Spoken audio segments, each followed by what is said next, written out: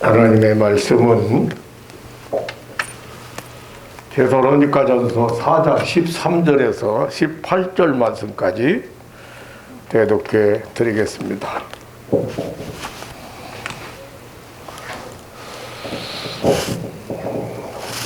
형제들아, 자는 자들의 관하에는 너희가 알지 못함을 우리가 원치 아니하노니 이는 소망이 없는 다른 이와 같이 슬퍼하지 않게 하려 함이라. 우리가 예수에 죽었다가 다시 사심을 믿을진대 이와 같이 예수 안에서 자는 자들도 하나님이 저와 함께 데리고 오시리라. 우리가 주의 말씀으로 너희에게 이것을 말하노니 주 강림하실 때까지 우리 살아남아 있는 자도 자는 자보다 결단코 앞서지 못하리라. 주께서 호령과 천사장의 소리와 하나님의 나팔로 친히 하늘로조차 강림하시리니 그리스도 안에서 죽은 자들이 먼저 일어나고 그 후에 우리 살아남은 자도 저희와 함께 구름 속으로 끌어올려 공중에서 주를 영접하게 하시리니 그리하여 우리가 항상 주와 함께 있으리라. 그러므로 이 여러 말로 서로 위로하라. 아멘.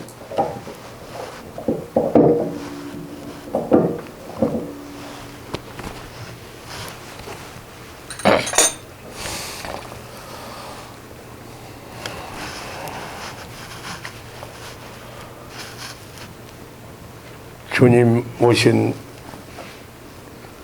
날로부터 2021년 금년 한 해도 저물어가고 있습니다. 코로나19라고는 전염병으로 지구촌은 2년째 불안과 공포에서 벗어나지 못하고 있습니다.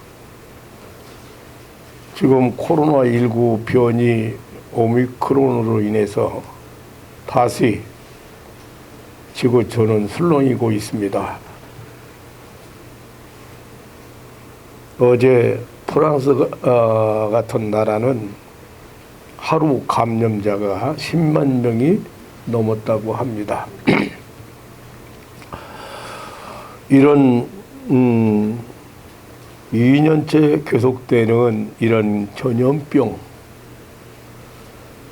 지구촌 곳곳에 신음소리가 끊어지지 않고 있습니다. 그런 가운데 역사상에 없던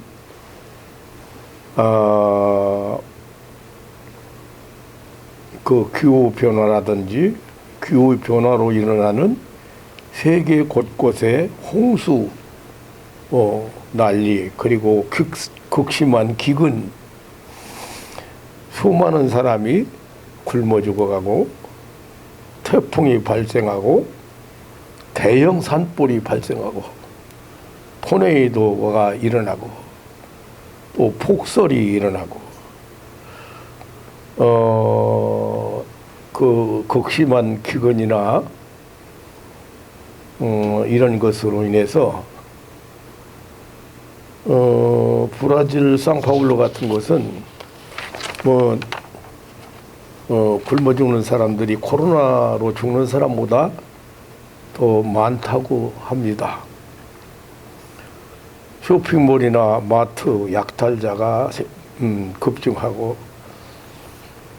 이제 현금을 사용할 수 없어서 금으로 결제를 현금 사용을 않고 베네수엘라 난민 같은 베네수엘라 같은 데는 난민이 매춘으로 생계를 유지한다고 하는 이 성매매로 인해서 원치 않는 아기가 생산되고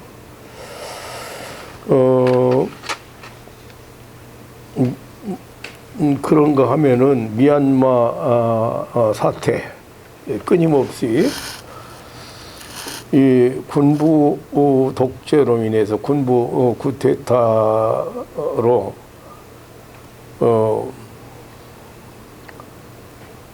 대규모 시위가 그치지 않고 많은 인명 사살, 멈추지 않는 총성 소리가 들린다고 지금도 들려오고 있다고 합니다. 피난민이 수만여 명이 생기고 코로나19로 사망한 사람이 2만여 명이 넘는다고 합니다. 아프가니스탄 같은 경우에 20년간 주둔하던 미군이 철수함으로 인해서 이 텔레반이 대통령을 접수하고 정권을 탈취해서 그 폭정으로 인해서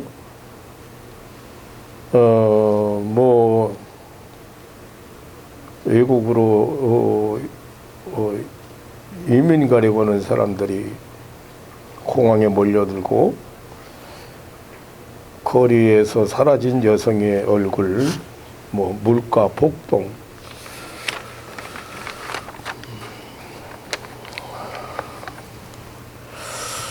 그래도 이거 다 얘기 못하지요.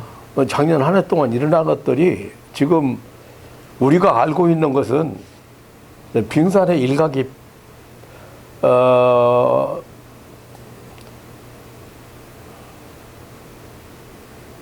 일각일 뿐이에요.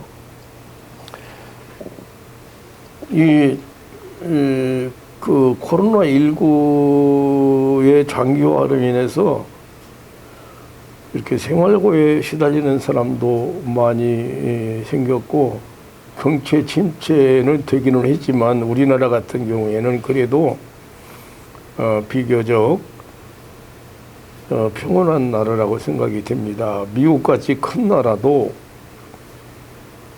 중남미 그 난민이 2천만 명이 넘는다고 그래요. 그러니까 미국은 이 사람들을 받아들일 수가 없으니까 국경에 장벽 설치를 했는데 얼마나 높이 웬만큼 해가지고는 감당이 안 되니까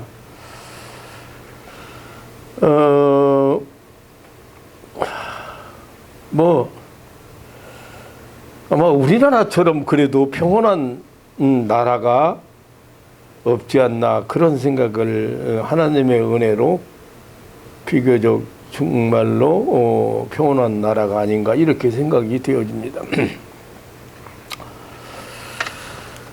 저 개인적으로도 금년에 무난하게 잘 보냈다고 생각합니다만은 이 12월은 어느 때보다도 상당히 힘든 날들을 보내는 것 같습니다.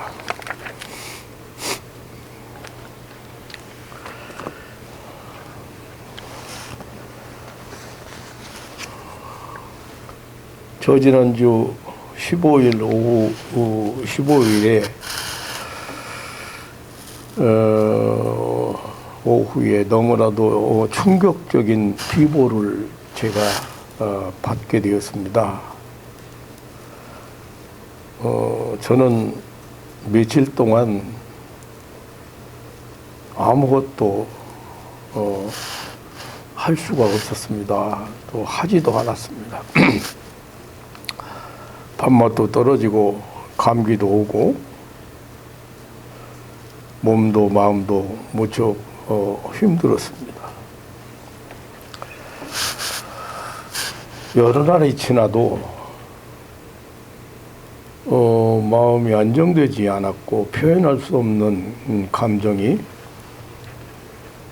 사라지지 않았습니다. 참 힘든 시간들이었습니다. 그렇다고 해서 저는 자식들한테 혹은 친구들한테 성도들한테 목사라는 건 그래요. 힘들어도 힘든 내색을 할 수가 없고, 아무리 힘들어도 설교 준비를 해서 성도들에게 그때그때 필요한 하늘의 양식을 줘야 하는 그런 일이죠. 제가 이 치유 사역 하면서 그래도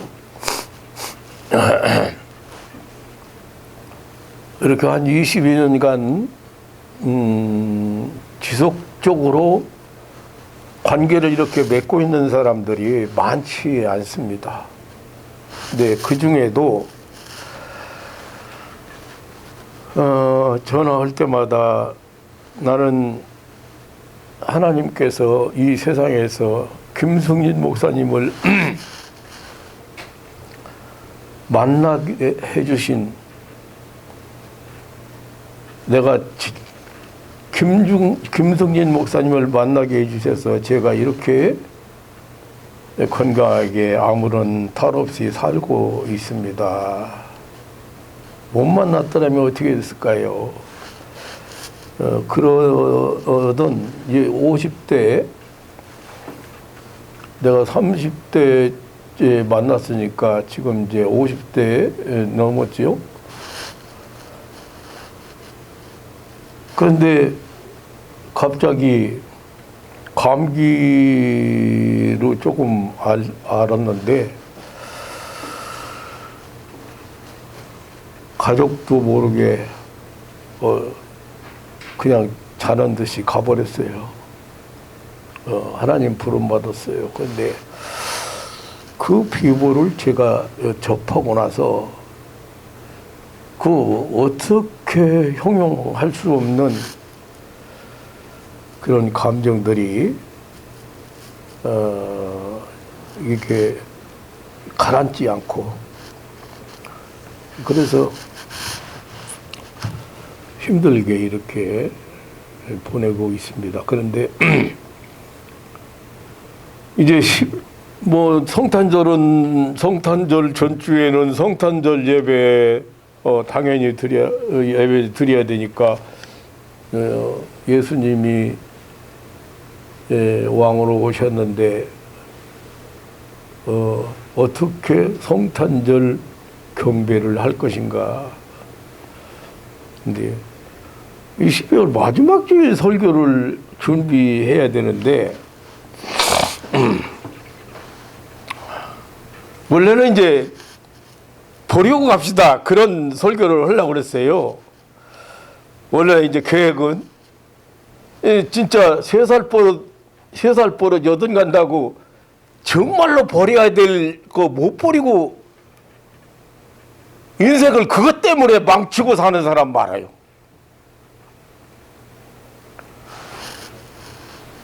그래서 이제 버리고 갑시다. 그런데 베드로 사도 같은 경우에는, 바울 사도 같은 경우에는 에베소서에 보면은 너희는 유혹을 따라 썩어져가는 구습을 쫓는 옛사람을 벗어버리고 가자. 새 사람을 입어라.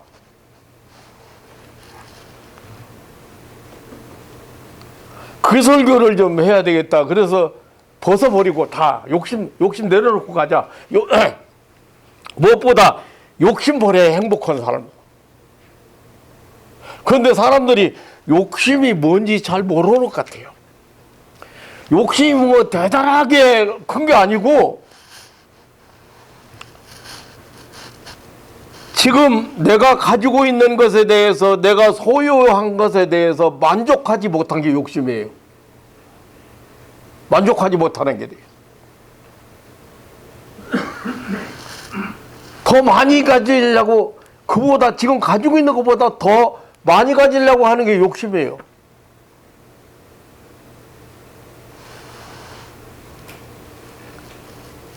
아주 작은 것에 행복을 모르는 게 욕심이에요.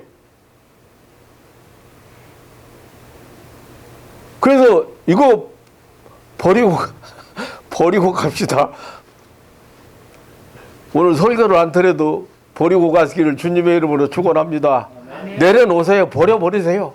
지금 있는 게 가장 나에게 행복한 거고 적당한 거고 지금 있는 것이 귀한 거예요. 지금 여러분이 가지고 있는 것들이 근데 그걸 귀한 것을 모르고 그보다 더 좋은 것을 요구한다든지, 그건 예를 들어서 남편이 있잖아요. 그러면 남편이 지금 있는 자체가 귀한 것이고 그게 소중한 것이고 그게 최고인데, 그보다 더 좋은 남편을 바라는 건 욕심이라고 말해요. 아, 오늘 이 설교를 하려고 사실 이 설교를 하려고 그랬는데, 아이, 마음이 이렇게 생겨서 이 설교가 되겠는가 그런 생각을 해봤어요. 두 번째, 이 설교를 할까? 인생의 허무함. 뭐 이 땅에 영원히 머물 곳이 없는 나그네 인생, 본향 찾아가는 나그네, 이 설교를 해야 될까? 그런데 마음이 이렇게 생겨가지고 설교 준비가 되냐 이거지.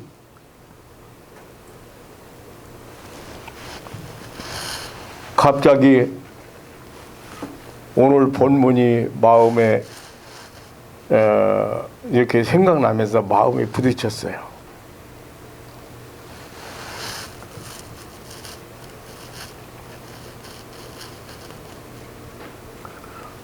이 말씀이 내 모습에 대해서 하나님께서 지적하시는 것 같았어요. 익히 알고 있는 말씀이지만 새롭게 부딪혀 왔어요. 소망이 없는 다른 사람처럼 슬퍼하지 않았으면 좋겠다. 구원받은 우리 성도들의 소망,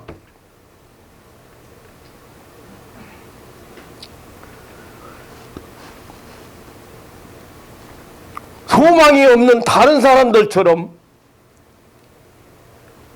죽은 사람 때문에 아파하고 너무 슬퍼하고 너무 고통스러워 하지 않았으면 좋겠다. 그런 하나님의 음성이 들려오는 것 같았어요.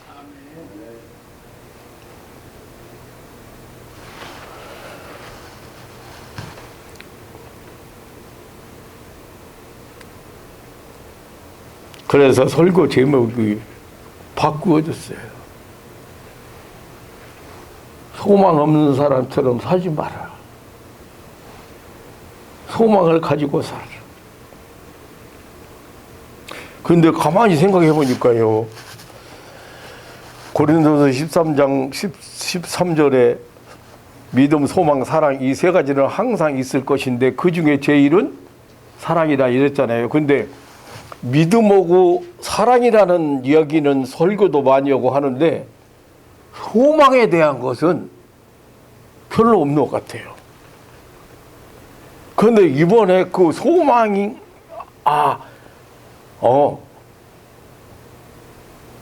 너무 왜 소망이 없는 사람처럼 왜 소망이 없는 사람처럼 그렇게 살았느냐고는 하나님의 그 지적, 책망 같은 그런 지적을 정말 상비품 중에, 우리 성도들의 상비품 중에 믿음, 소망, 사랑, 두 번째 소망을 꼽았어.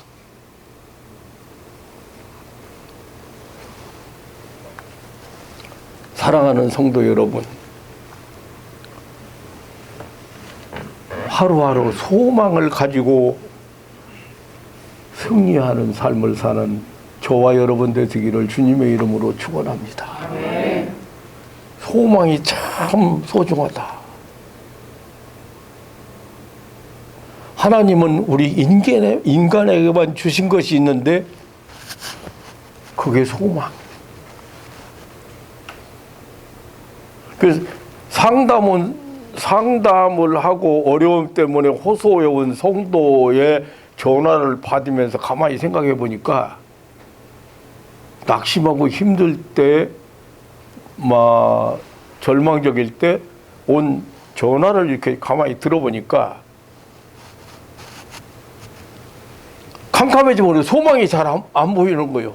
자식에 대한 소망이 잘 안 보여. 남편에 대한 소망이 안 보여. 앞으로의 소망이 끊어져 버려.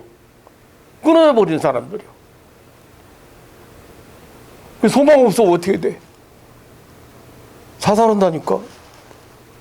자살하는 사람 대부분이 다 여기저기 다 막혀가지고 소망이 없는 사람. 소망이 소중해요, 안 소중해요? 네. 그런데 그 소망 중에 오늘 예수님이 오늘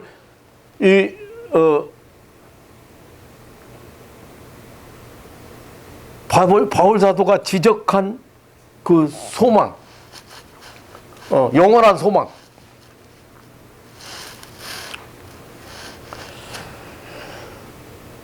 소망이 있는 사람은 어떠한 경우에도 용기를 잃지 않고 열심히 살아갑니다. 그러나 세상에서 성공한 사람이라도 백만장자라도 소망이 없으면 살아갈 의욕을 잃어버리고 자살하고 말아요.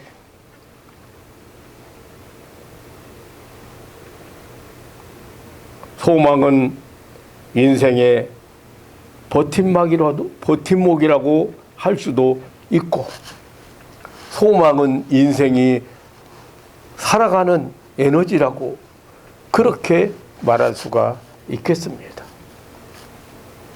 오래전 구소련에서 일어났던 일이라고 합니다. 고기 냉장고 보관시키는 회사에서 일하고 있던 한 젊은이가 어느 날 퇴근길에 교대하고 퇴근하면서 한 냉장고가 열려 있는 것을 발견했습니다. 혹시나 하는 이상한 생각이 들어서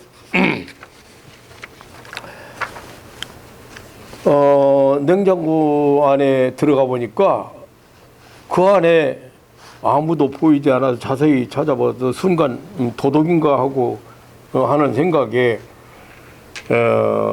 들어가서 살피는데 밖으로 살펴보니까 아무도 없어서 밖으로 나오려고 하니까 그만 문이 이제 센 바람이 불어가지고 문이 딱 닫혀버려요.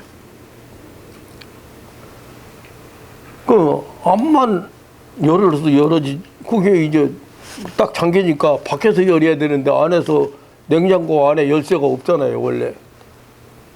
근데 나오려고 빠져나오려고 밖으로 나오려고 소리 지르고 문 두드리고 별일 다 해봤지만 누군가 우연히 그 문을 열어주지 않는다면 도저히 살 수가 없다. 추위로 손발은 점점 저려오고 죽음이 서서히 그에게 다가오는 것 같았습니다. 그는 그 절망적인 상황 속에서 쇳조각을 주워서 벽에 글씨를 쓰기 시작했다. 점점 숨이 막히고 손발이 저려온다. 이제 산소가 다 없어지고 나는 얼음덩어리로 변해버리겠지. 이것이 그의 마지막이로구나. 이것이 나의 마지막이로구나. 시간이 얼마 지난 후에 어떤 직원에 의해서 그 문이 열려졌는데 젊은이는 글씨 몇 자를 남긴 채 싸늘한 시체로 변해 있었습니다. 그런데 놀라운 것은 그 냉동창고는 고장이 나서 이미 오래전부터 사용하지 않던 창고였어요. 산소는 충분했고 실내 온도도 겨우 섭씨 16도의 정도의 약간 쌀쌀한 정도였고 이 청년이 죽은 것은 추워서도 아니고 산소가 모자라서도 아니라 좌절감 때문이었다. 다시 말하면 소망이 없었기 때문이었다. 어떤 사람은 소망이 끊어져 버리면 목숨을 끊어버리는 사람 많습니다. 요즘은 왠지 자살하는 사람들 참 많아졌습니다. 뭐 때문에 그래요? 소망이 끊어졌다.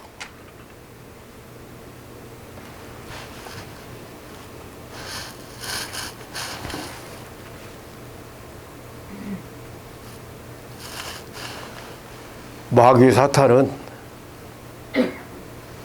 우리 하나님은 우리에게 소망을 주시는 분이지만 마귀 사탄은 우리에게 절망하게 합니다.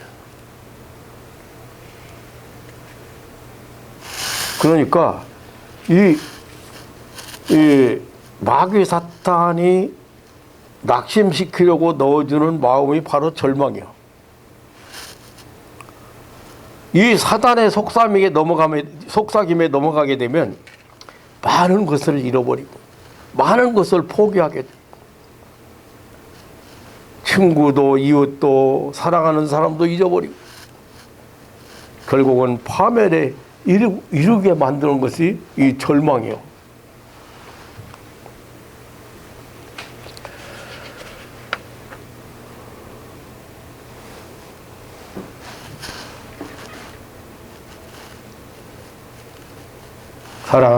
사랑하는 성도 여러분,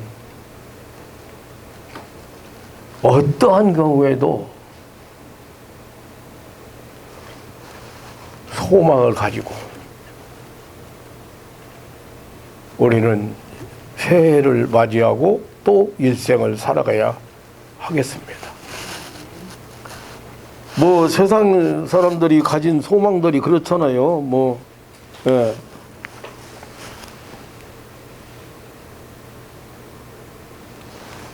뭐 현재 소유보다 더 좋은, 더 많은 것, 이렇게 힘만 갖고 갖고 싶어하는 것이 그 인생이죠. 이루어진 꿈보다 더 높은 꿈을 꾸는 것이 인생입니다. 지금보다 더 많은 매력을 갖게 하는 것은 소망이 있는 사람의 행복입니다. 그것은 여기 세상에서 만족을 찾지 않고 저 높은 것을 향하는 성도들의 절대적인 소망의 생리입니다. 소망은 낮은 데서 높은 데로, 절망에서 희망으로, 낭패와 실망에서 성공으로, 약함에서 강함으로, 육에서 영으로, 땅에서 하늘로 향하는 미래 지향적인 것입니다. 말하자면 소망이란 현재의 고난에서 장차 영광으로 도전이요 도약입니다. 그러므로 좋고 아름다운 미래를 갖는 자는 제자리에 멈출 수가 없는 것입니다. 좋은 소망이 있는 자는 낙심하지 않고 즐거움으로 나아가게 됩니다. 세상의 물결을 거슬려 전진하게 되는 것입니다. 소망은 현재의 것이 아니고 장래 곧 미래적인 것입니다. 소망은 우리가 세상에서 승리하게 하는 힘입니다. 사업하는 사람도 실패하고 나서 다시 말하면 소망이 없게 되면 자살하는 경우를 우리는 많이 보게 됩니다. 이 소망이란 하나님께서 아까도 말씀드렸지만 인간에게만 주신 값진 선물이 아닐 수가 없습니다. 우리는 당연히 소망 중에 살아야 하겠고, 그리고 소망 중에도 우리가 가져야 될 참 소망은 무엇이며 그 중에서 제일 큰 소망이 무엇인가입니다. 오늘 우리가 항상 소유해야 될 상비품, 이 소망에 대해서 말씀드리려고 합니다.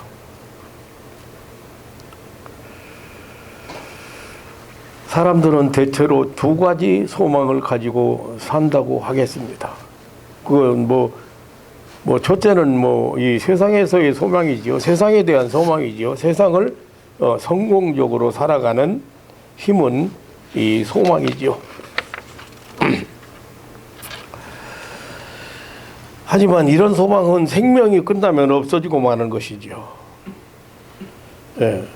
그래서 중요한 것이지만 세상의 것도 우리가 소망 가지고 오늘부터 내일이 더 나아야 될, 그리고 낳기 후엔 소망을 가지고 사는 건 당연한 일이고 그렇게 살아야 됩니다. 근데 영원한 소망은 아니잖아요. 근데 오늘 바울 사도는 영원한 소망에 대해서 말하고 있습니다. 영원한 소망. 이 소망은 우리가 하나님 나라에 들어갈 소망입니다. 이 소망은 우리가 주님을 만나 주님과 함께할 소망입니다. 하나님의 후사 즉 상속자가 되어 그 기업을 이을 소망입니다. 사도 바울은 이 세상에서 더 오래 살 소망보다는 영원한 날의 소망 중에서 그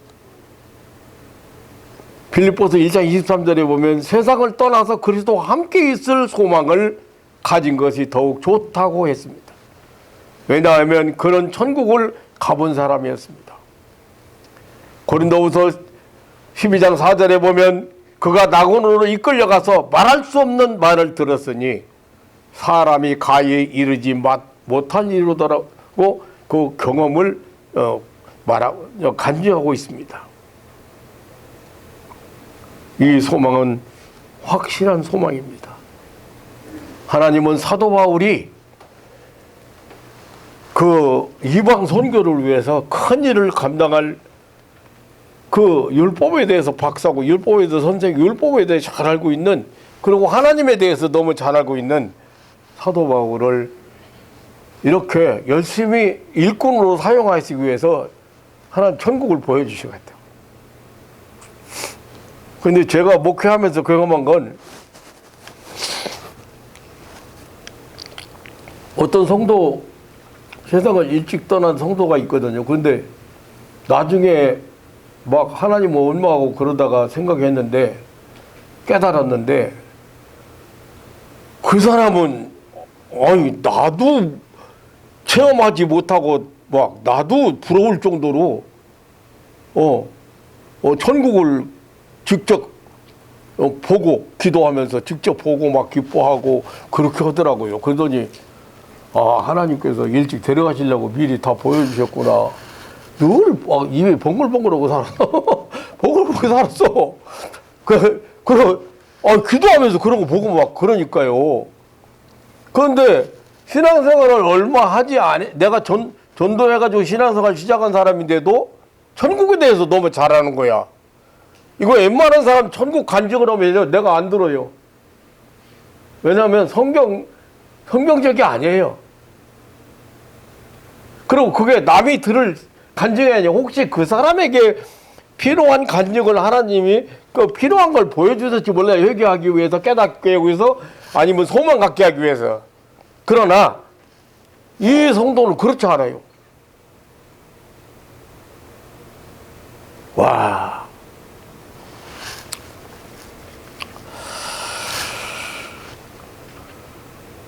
어쨌든 바울 사도가 이 확실한 소망을 가지고 있다.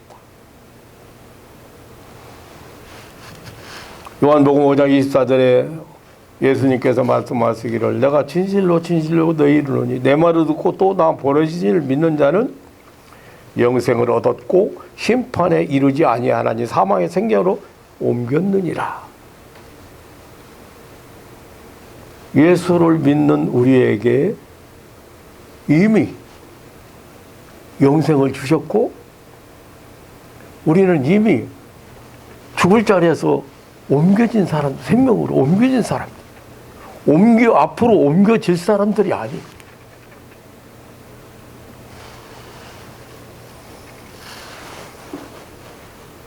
여러분과 저는 이미 영생을 소유한 사람들이 지금 영생을 사는 거야. 사실 알고 보면 뭐 죽고 난 다음에 서로 영생을 시작하는 게 아니야.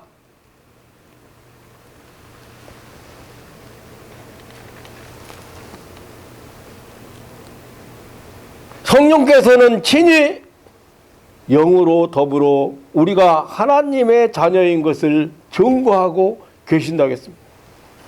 자녀가 되었으면 하나님 나라의 상속자입니다. 자녀가 되었으면 마땅히 하나님의 나라에서 함께 영원히 살 수 있습니다. 이 소망을 완전한 소망입니다. 세상의 소망은 거품과 같은 것입니다. 처음에는 잠깐 만족하지만은 나중에는 더 좋은 것을 찾게 되고, 하나님 나라 소망은 더 이상 없는 완전한 소망입니다. 사랑하는 성도 여러분, 세상에서의 소망도 물론 값지고 귀한 것입니다. 그러나 더 영원한 나라의 소망을 두고 살아가야 합니다. 저 높은 곳을 향하여 날마다 나아갑니다. 이것이 우리의 찬송이요, 우리의 고백이요. 우리 성도에게는 이런 소망이,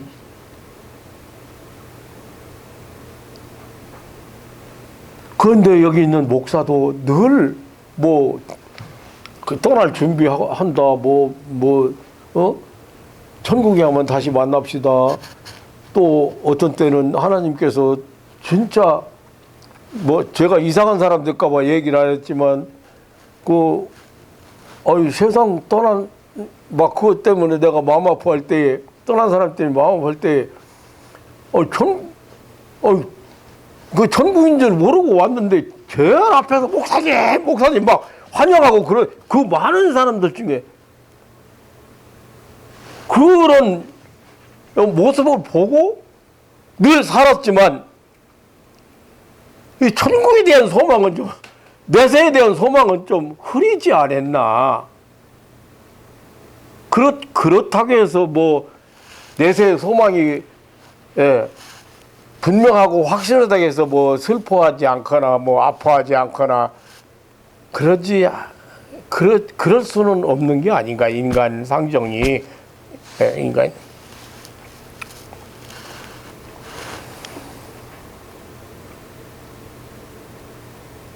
우리 성도에게는 이런 소망이, 지금 사는 게 구차해도, 지금 사는 게 힘들어도, 아까 제가 말씀드렸지만 이 지구촌이 지금, 여러분 지금 어느 정도인지 상상이 안 가죠. 상상 못 합니다, 여러분. 주님 오실 날이 가까워서 그래요. 종말이 가까웠다고 말이에요.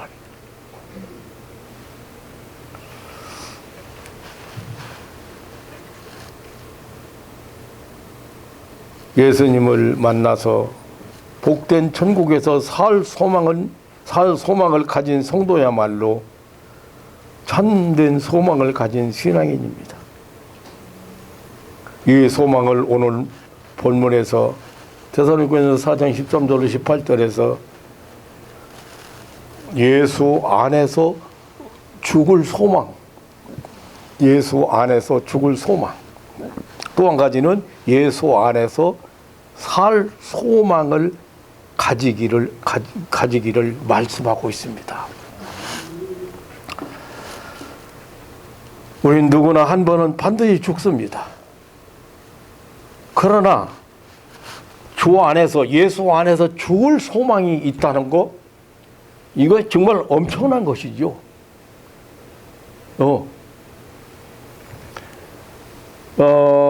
시편 116편 15절에 보면 성도의 죽는 것을 여호와께서 귀중히 보신다 했어요. 성도의 죽음을. 또 요한계시록 14장 13절에 사도 요한도 하늘에서 내려오는 음성을 분명히 들었습니다. 또 내가 들으니 하늘에서 음성이 나서 가로되 기록하라, 자금 이후로 주 안에서 죽는 자들은 복이 있도다 하시매, 성경이 가라사대 그러하다 저희 수고를 그치고 쉬리니 이는 저희의 행한 일이 따름이라 하시더라. 예수 안에서 죽는다는 것은 오늘 성경은 자는 것이라고 표현했어요. 영원히 잠들어 버리는 것이 아니라 다시 일어날 소망이 있다는 것입니다. 주님이 오시는 날 예수 안에서 함께 있던 영혼들은 분명히 데리고 오실 것입니다. 그리고 그 무덤문을 열고 예수 안에서 자고 있던 몸을 일으키실 것입니다. 죽어 무덤에 묻혀 썩어 냄새나던 나사로를 불러내듯이 그들을 불러내실 것입니다. 그래서 주 안에서 죽은 사람들이 우리보다 먼저 일어나 주님을 맞이하게 될 것입니다. 이것이 얼마나 놀라운 사실입니까? 우리는 죽을 때 이 소망을 가지고 죽는 것입니다. 그러니까 주 안에서 죽을 소망을 가지고 있는 사람들. 그리고 또 한 가지는 예수 안에서 살 소망을 가지고 있는 사람. 혹시 우리가 죽기 전에 예수님 오신다면, 예수님께서 오실 때까지 우리가 살아있다면 아마 지금 상황으로 봐서는 나도 예수님만 맞이할지 안 죽고 아유 너무 급박하다니까 지금. 모르겠어요. 그러면 정말 행복하죠. 예. 그런데 우리가 이게 예수님 오실 때까지 살아있다면은 우리는 죽음을 보지 않고 예수님 만날 수 있잖아요. 그래서 우리는 죽음을 경험하지 않고 하나님 나라에 들어가는 것이죠. 믿음 안에서 죽는 것은 잔다라고 하지만은 그 죽음을 하는 사람은 없습니다. 왜냐하면 그 죽음에는 큰 아픔과 고통이 따르기 때문이죠. 아픔이 없이, 고통이 없이 죽는 사람이 몇이나 되겠습니까? 그런데 살아서 예수님이 재림하신다면, 그래서 영접하게 된다면 이런 죽음의 고통은 없을 것입니다. 또 죽음이 고통스러운 것은 헤어지는 아픔 때문이지요. 뭐 사랑하는 아들을 군대 보내는 엄마가 눈시울 적시고 그런 거 보면 뭐 군대 가서 죽을까봐 그런 건 아니거든요. 근데 걱정돼서 우는 것도 아니고 헤어지는 그런 슬픔 때문이죠. 언젠가는 다시 만난다고 해도 사랑하는 사람과 헤어지는 것은 아픔이 아닐 수 없습니다. 그러니 우리가 이런 아픔과 슬픔을 맛보지 않고 살다가 주님을 영접한다면 얼마나 좋겠습니까? 살아가는 성도 여러분, 아직 우리가 살아있고 건강하니 살아서 주님을 영접할 소망을 가지고 하루하루를 살아가시기를 주님의 이름으로 축원합니다. 아멘. 우리의 생명의 날이 남아있는 날, 주님이 오시기를 사모하고 기다리면서 살아야 하겠습니다. 언제 오시든지 영접할 준비를 하고 오늘을 살아야 되겠습니다.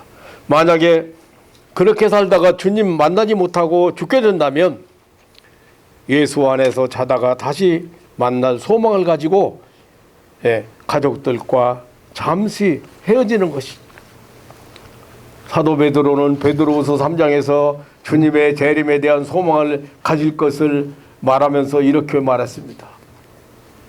우리가 생각한 것보다 주님의 재림이 늦어진다고 해서 주님의 재림이 강림하신다는 약속이 어디 있느냐 하면서 부인하는 사람들에게 주님의 재림은 우리의 기대하는 것보다는 늦어지는 것이 사실이지만 주님의 재림이 도적같이 올 것이라고 하였습니다. 다만 지금까지 늦어지고 있는 것은 비록 멸망치 않고 다 회개하고 돌아오기를 원하시는 주님이 한 생명이라도 더 회개하기를 기다리고 계시기 때문이라겠습니다. 물론 시간 문제도 우리가 따지는 것도 틀리죠. 주께는 천년이 하루 같고 천년이 하루 같고 하루가 천년 같다. 근데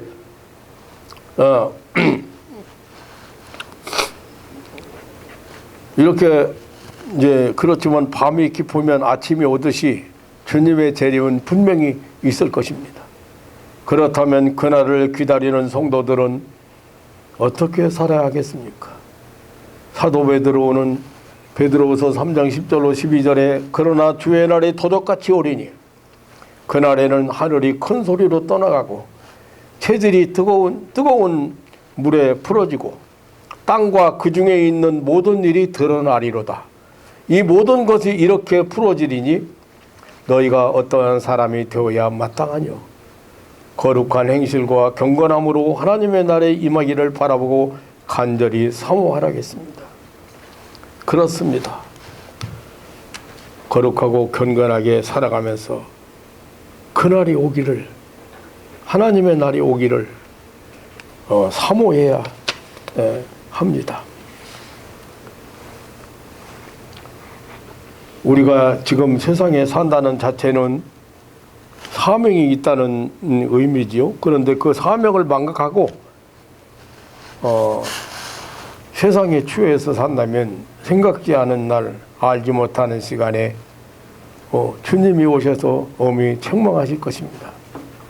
사랑하는 성도 여러분, 소망을 가지시고 이 세상을 살아가시기를 축원합니다. 분명하고 확실한 소망을 가지시기를 축원합니다.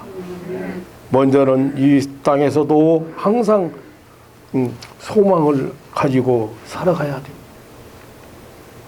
절대 마음속에 앞이 캄캄해지거나 절망적인 순간을 우리는 순간이 올 수 있습니다. 그러나 그때마다 거기에 사로잡혀서는 안 됩니다.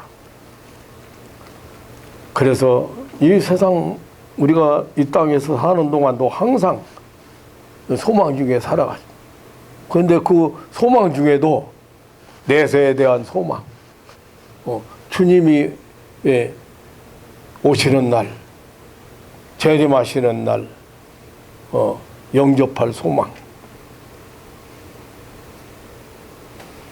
영원한 하늘나라, 영원한 소망을 간직하고 사는 자들이 바로 성도들입니다. 하나님께서 예비하신 천국에서 주님과 함께 영원히 살 소망을 가지고 사는 것이 성도의 삶입니다.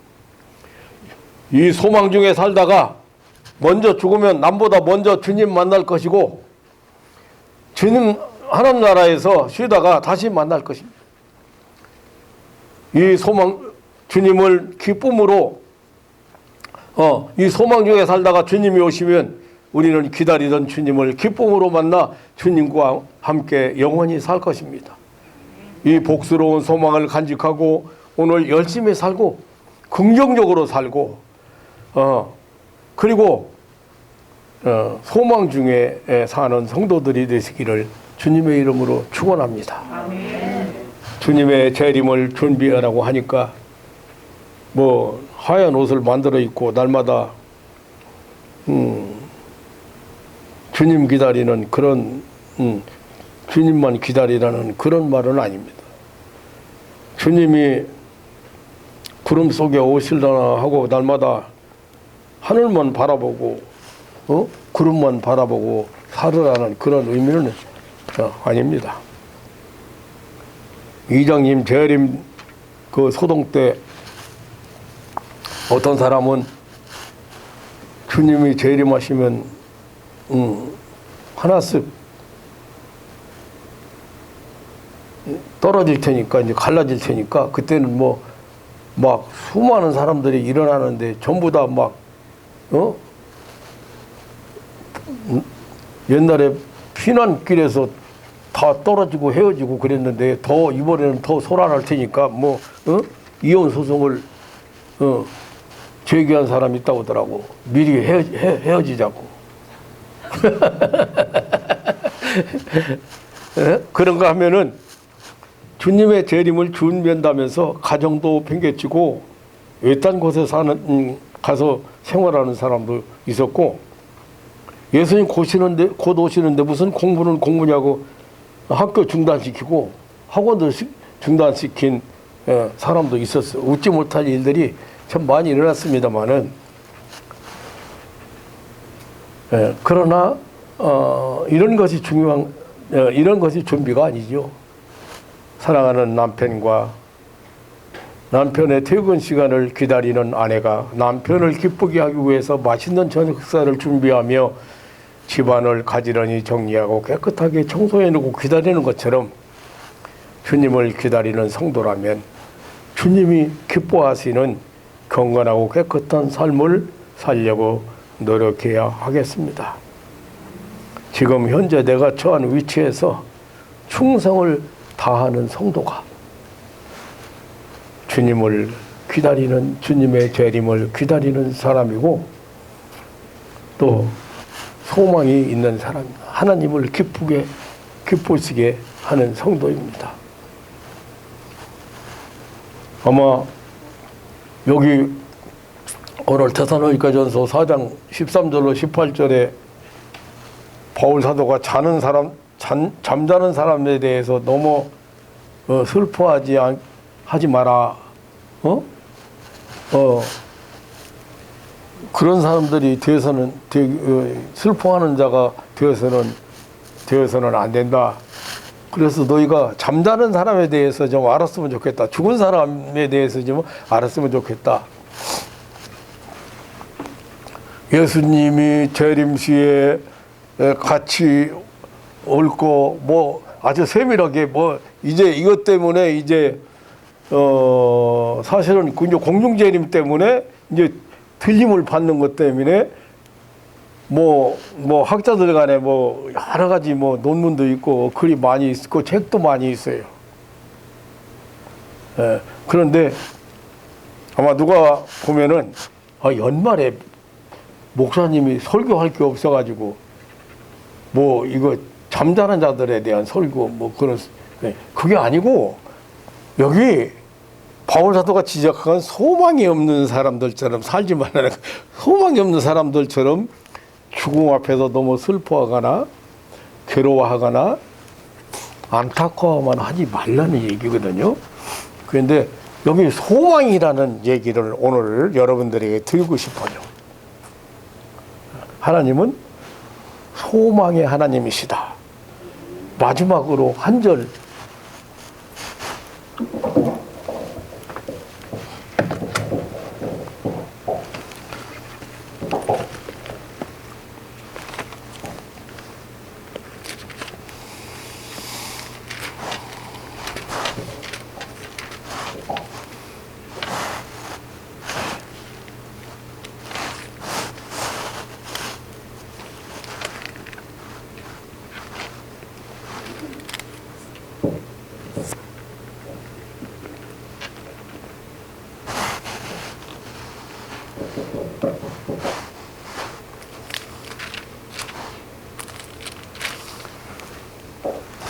소망의 하나님에 대해서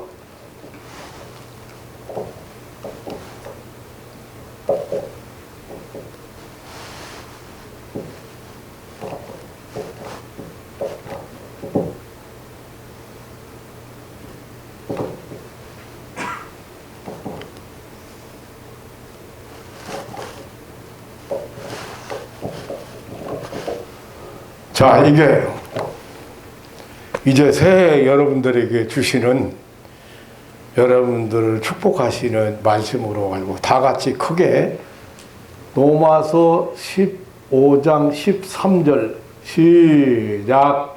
소망의 하나님의 모든 기쁨과 평강을 믿음 안에서 너희에게 증언하게 하라. 성령의 능력으로 소망이 넘치게 하시기를 원한다. 아멘.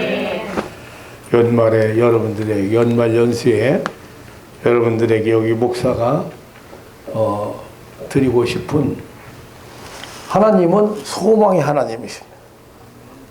우리 절대 낙심하게 절망하게 하지 않습니다. 하나님은 힘들게 하지 않습니다. 어떤 경우에도. 그러나 하나님께서 모든 기쁨과 평강을 믿음 안에서 여러분들에게 충만하게 하시고 성령의 능력으로 무엇보다 소망이 넘치 그런 소망이 넘치.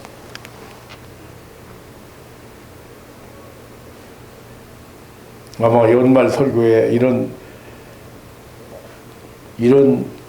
그 성경을 데살로니가 4장 13절로 18절에 있는 성경 말씀을 선택한 목사는 지구촌에서 이 세계에서 아마 저 하나밖에 없으리라고 생각합니다. 이제 어쨌든 설교 몇 편 했어요. 버리고 가자. 버리고 가자. 내가 힘들어하는 게 지금 뭐요? 욕심이거든. 그거 버리고 가는 거야. 다 내려놓고 가는 거야. 버릴수록 편해. 버릴수록 행복해. 내려놓을수록 편고 내려놓을수록 행복해. 그런 말씀도 좋고 다 좋아요. 성경 말씀 다 좋습니다. 근데 저는 오늘 소망 없는 사람이 되지 말아라. 소망 가지고 살아라, 그런 말씀을 여러분들에게 드립니다. 왜냐하면 하나님이 소망이 하나님이시고 또 성령께서 성령의 능력으로만 우리에게 소망을 충만하게 주십니다. 그렇게 그 충격 때문에, 제가 받은 충격 때문에 바로 그날부터 감기 오더라고요. 못 먹고 그 충격이 심해가지고 아무것도 하고 싶은 마음이 없는, 뭐 손 하나 건드리고 싶은 마음이 없어서 멍하니 그냥 있었어요. 그런데 이번 감기는 한 주일날, 여기 지난 주일날 예배드리러 올라오는데 완전하지 못하더라고요. 한 일주일 이상 하는 것 같아요. 근데 감기 한번 앓고 일어나니까 늙은이가 굉장히 많이 늙어버리더라고. 감기 한번 앓고 일어나. 물론 병원도 안 가고 약도 안 먹고 뭐 그냥 집에서 우리 이말엽 집사가 해온 생강차 이거 한 단지 갖다 줘서 그걸로 지금 겨울을 잘 나고, 감기 그거 목마르고 힘들으면 나가서 그거 이렇게 조금 컵에다가 이렇게 띄어놔가지고 그거 뜨거운 물 딱 부어가지고 쫙 마시고 했는데 이제 거의 다 먹었구만. 그거 감기 이겼어. 그걸로 감기도 이기고. 그걸로 이긴 게 아니라 사실은 너 왜 소망이 없는 사람처럼 자는 자들에 대해서 너무 아파하고 슬퍼하는 거야. 하나님의 그 지적하심이 그래 맞아. 그런데 지금은 아파도 지나고 보니까 그 사람을 하나님이 유익하게 하시는 거더라고요. 미리 데려간 것도. 사랑하는 성도 여러분, 소망이 충만한 삶을 사시기를, 그것도 영원한 소망, 지금 바울 사도가 지적한 주 안에서 죽을 소망, 주 안에서 살 소망 가지고 금년 마무리 잘 하시고 새해 소망이 넘치는 그런 한 해를 이렇게 시작하시기를 주님의 이름으로 축원합니다. 하나님 아버지 놀라운 사랑과 은혜를 감사합니다. 금년 한 해 동안 정말로 어느 해보다도 힘들고 고통스러운 한 해였던 것 같습니다.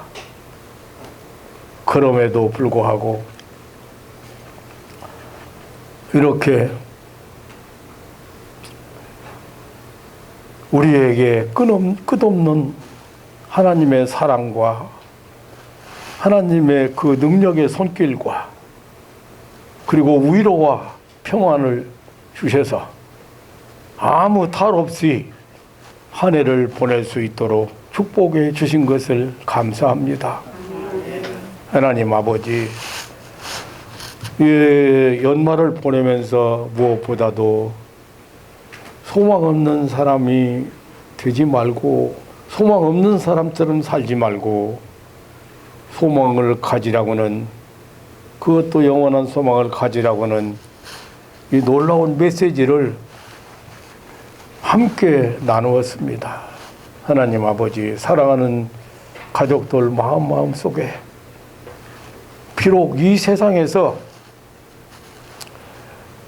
이렇게 좀 초라할지라도, 뭐 드러낼 만한 것이 없을지라도, 또 가진 것이 없을지라도 영원한 천국의 소망, 이것 때문에 오늘을 밝게, 아름답게, 그리고 멋있게 감사하며 살아갈 수 있는 그런 믿음의 사람들 되게 하여 주옵소서. 하나님 아버지, 마지막 남은 며칠 잘 마무리하면서 더욱 새로워지고 새로운 힘 얻어서 이렇게 이 어려움을 잘 극복해 나갈 수 있도록 하나님 축복해 주시오며, 주님 오실 날이 가까운 이런 여러 가지 세계에 일어나는 정세, 이게 예수님께서 우리에게 가르쳐 주신 말세의 징조들이 많이 일어나고 있는데, 할 수만 있으면 우리가 사는 날 동안에 주님이 재림하셔서 죽음을 보지 않고 영원한 천국으로 옮겨갈 수 있는 그런 축복을 허락해 주옵소서. 하나님 아버지, 속히 이 코로나19라고는 전염병이 하나님 아버지 꼬리를 감추게 하시고 더 이상 이 땅에서 활개치지 못하도록 역사하여 주옵소서. 인간의 존엄성을 모두가 깨닫게 하시고 하나님의 살아계심을 세계 만인이 다 이렇게 알 수 있는 계기로 삼아 주옵소서. 언제나 변함없이 은총을 입혀주시고 우리에게 필요한 것을 공급해 주시는 우리 구주 예수님의 이름으로 기도하옵나이다. 아멘.